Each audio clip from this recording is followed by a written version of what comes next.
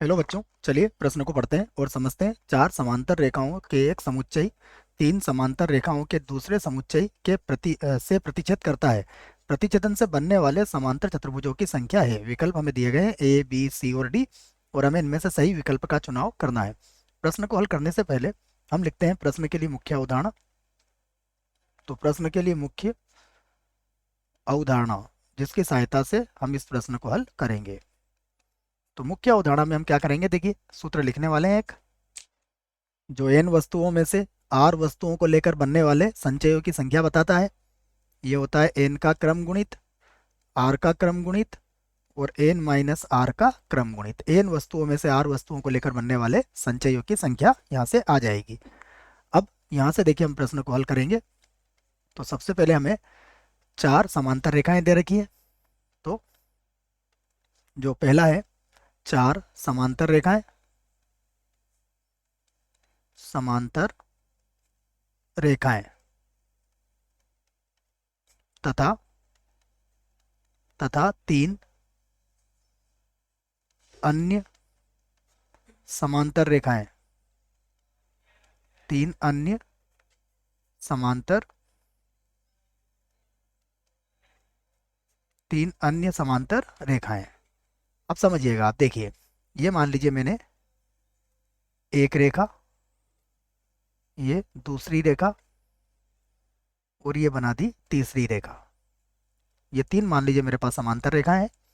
और उसके बाद ये एक रेखा, ये दूसरी रेखा, ये तीसरी रेखा और ये चौथी रेखा। और ये चार रेखाएं क्या है मेरे पास, ये भी समांतर है। तो आपको पता है कि यदि दो समांतर रेखाएं और ये दो अन्य समांतर रेखाएं आपस में मिलेंगी तो एक समांतर चतुर्भुज बन जाएगा आपको।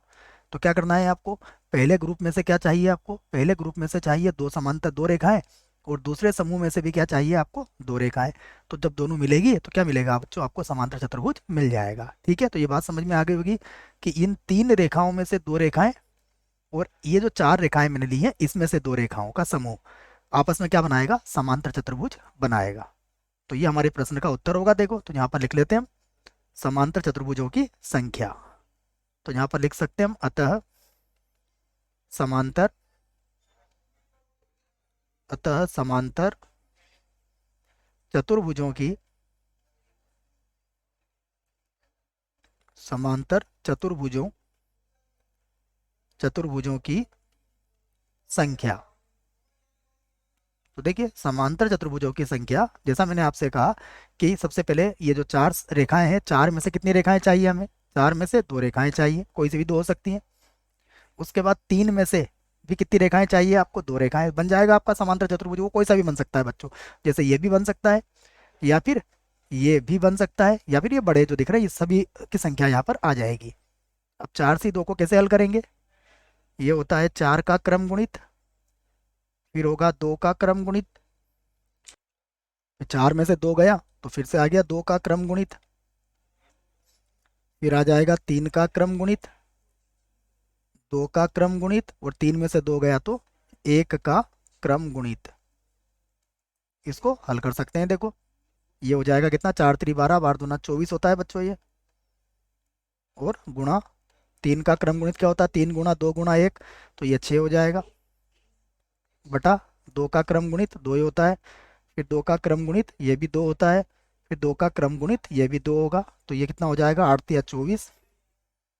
ठीक है, तो ये 8 बार 8 3 बार कट जाएगा बच्चों ये। चाहो तो मैं काट के भी आपको दिखा देता हूँ।